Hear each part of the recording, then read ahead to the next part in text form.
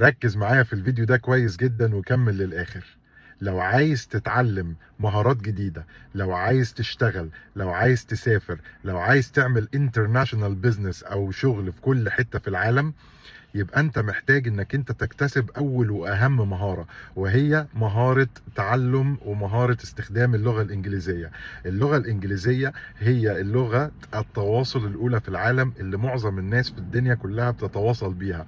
علشان تقدر تكتسب اللغة دي لازم انك انت تفضي وقت انك انت تتعلم. طيب لو انت ما عندكش وقت ومشغول في دنيتك وحياتك، ليف فري النهاردة بالتعاون مع كلية اكسل التعليمية في بريطانيا عملت اقوى سيستم تعليمي للغة الانجليزية اونلاين.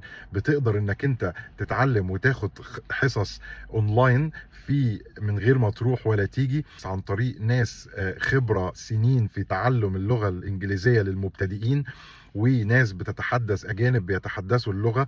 ممكن تقدر انك انت تتعلم اللغة بسهولة وبسلاسة، وتقدر انك انت تتحدث اللغة الانجليزية بطلاقة.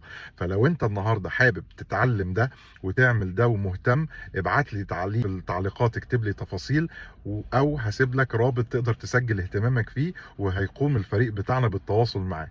شكرا جزيلا.